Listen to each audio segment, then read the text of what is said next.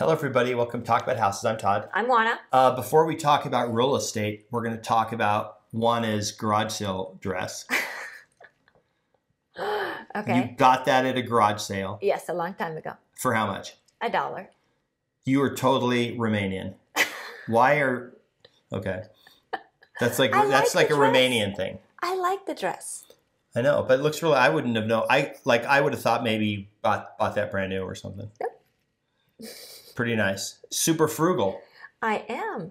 I save my money to buy houses. You save your money and buy houses. Yes. Well, we're going to talk about that. So we're going to talk about is generational wealth by household, and we're going to break it into three categories: boomers, Gen Xers, and millennials, and why this is important, and why this is affecting housing now, and why this is going to be a thing probably for at least 2 decades. Okay, so I'm going to start with this chart. I'm going to put the chart up. This the only chart we're going to see, but we're going to talk about it here. Now, this is not a brand new chart. This chart's actually a bit old. You can just expand on over the last year or so. So what this is this is a net household wealth, and it's real estate. It's only real estate.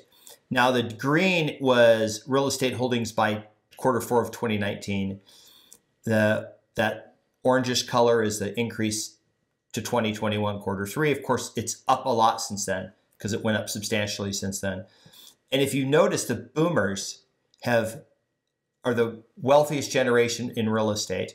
Then the Gen X are second, and millennials are last. Now, this is creating a lot of problems in the housing market today. It is, because the boomers have a lot of real estate locked up. Okay. And they're not letting go of it. So what they're doing is they are keeping the real estate. So the big house that they raised their children in, they're keeping it because they're healthy and they can stay in it. They've also saved a lot of money, so they have the money to maintain the house. That was a problem with previous generations. They needed to sell the big house because they were neither healthy enough to keep it up, nor did they have the money to keep it up. So they would have to go ahead and sell the big house, buy a smaller house, and then use the rest of the money for living expenses and that sort of thing. But that's not happening now. Okay. You know, they have 401k plans. They have all kinds of other reserves to tap. And then they have investments. One of the investments that the boomers have is, of course, real estate beyond their primary residence. So all of that is tied up. And then what happens is when they, and also the silent generation is their parents, right? When these two generations pass away, the heirs are older, so they're not young. They're older. They're middle-aged at this point. They're us, right? They're the Gen Xers. And well, your parents are boomers. My parents are boomers. Mine were greatest generation. Right. Because there was a substantial age difference. Plus, you're old. I'm old, but I'm like the oldest Gen X. I think I should be crowned the number one. Like if Gen X had a seniority list, I would make myself number one. There you go. So the point that I'm trying to make is that when the silent generation and the baby boomers pass away, the Gen Xers, which is us, choose to not liquidate those assets. We're choosing to hang on to the properties and continue to rent them and just incorporate them into our investment portfolio and continue to collect rents, continue to enjoy appreciation and that sort of thing. So those properties are remaining locked up, and they are not transacting, means that they're not being sold. So because they're not being sold, they're not coming to market. They're not increasing inventory for people to buy. Okay, two things. One of them is the thing that you just said, where one for me. People are inheriting wealth and they're very successful themselves. They're not liquidating it to just consume it and spend it. They're just adding to their portfolio. You can call it generational wealth, but they're just accumulating more wealth. There may be, especially real estate, because you can see that they have a substantial amount of real estate assets that they're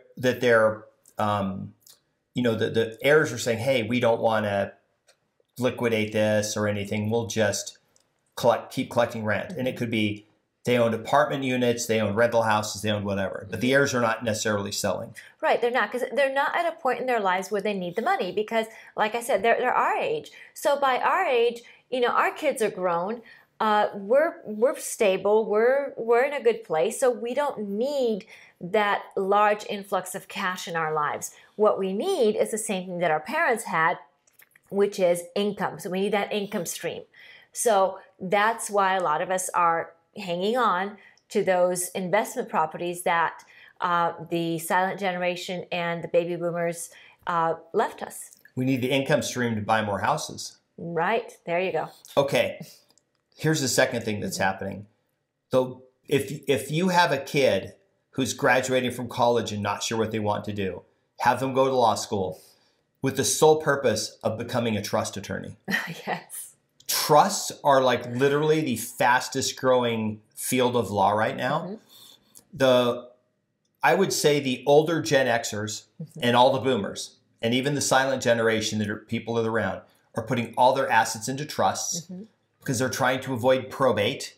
They are, but why are they trying to do that? Okay, so it's not just probate that they're trying to avoid. They are also trying to help their children. So let me give you an example. Okay. You and I put our assets in a trust, right? Okay. Okay, and we have 4 children between us. Okay. And what happens when we pass away, our assets then transfer to our children. But the assets that transfer to our children, if the trust is set up properly, then belong to our children alone as sole property, not to our children and their spouses or their children.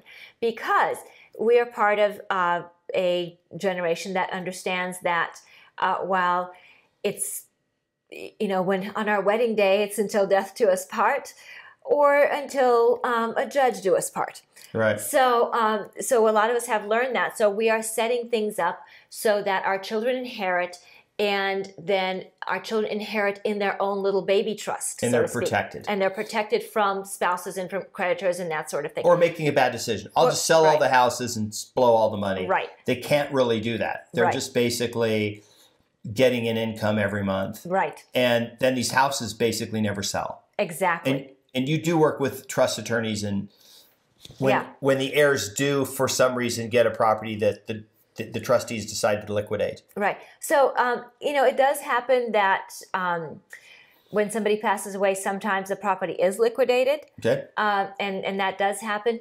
But more often than not, it doesn't. They just find a way to hang on to it and just go ahead and enjoy the income from it. Okay. Here's my belief. The boomers are all still, they're mostly still alive. There is a group of people that are going to be around for quite a while. They're not just going to die and their houses are going to go out into the market where it create extra inventory. No. These things are going to be tied up. Right. It's literally going to get, housing inventory is going to get worse. So what happens is with these houses, so the pattern that I've seen, and this is kind of interesting thing that I was thinking about today, the pattern that I've seen is when somebody passes away, if the house is free and clear, it is highly unlikely it will be sold. It is more likely that it will be part of the heirs' inheritance and investment portfolio than if the house has a mortgage. If the house has a mortgage, it is highly likely it will be sold. Okay. Because they want to clear that debt. Right. Because the heirs don't want to have to come in with money to service the debt. They don't want to have to negotiate amongst each other, how to service that debt and that sort of thing. They just want to be done with it and just collect whatever money's left over after paying off the debt. How hard is it going to be for millennials to catch up to boomers and Gen X? You had a statistic about that you found about a millennial and a boomer at the same age, the percentage of homes they owned. Right. So it's really interesting. So same age, boomers, 66% of them own their home at the same age as millennials, and millennials own 61% of them own a home. So it's a 5% difference, and that may not seem like a lot, but I think over time that may become more significant, because one of the challenges that millennials are having is they are going to have the challenge of having to pay for the maintenance of the generations that came before them, because these generations are living longer. When you do maintenance, you mean Social Security. You mean paying more taxes. Right. We're not talking about putting mom in a home. But that's part of it. Yeah, but it's mainly paying taxes. The millennials will pay more money in taxes than any generation that went ahead of them. Yes. And we've known this for 40 years. I think it was Ross Perot or somebody said a long time ago, we're going to make our grandkids pay for all this debt and all this spending, right? Well, but every politician says that because... Yeah, but it's true now. It's like if the millennials are really high income earners, they're making a lot of money. Well, they have to because they're getting to keep less of their money than previous generations. Right. And like I said, they have to pay that money in taxes to maintain previous generations. And they are also going to have to pay, kind of to your point, the maintenance of previous generations aside from taxes. But you know what's funny is these boomers were buying houses when interest rates were like 18%. They were. And they still became, the median wealth of a boomer is like over $1 million. Right. They're the wealthiest generation on the planet. The number one demographic on the planet are American baby boomers. They have like 1/6 of all wealth on the planet. Is that crazy? I know it. And yes, a lot of it's real estate. A lot. And then there's of course people like Bill Gates and Warren Buffett wasn't a baby boomer. He was the greatest generation. But these people who have substantial wealth, but they're interesting, but not as interesting. Like Bill Gates doesn't have anywhere, like the boomers' wealth in 2019 was 10 trillion just in real estate. But Bill Gates is never going to have 10 trillion, right? Well, I'll never say never, but if you put Bill Gates on there, his wealth would be like a little sliver. Yes. Okay. Yes.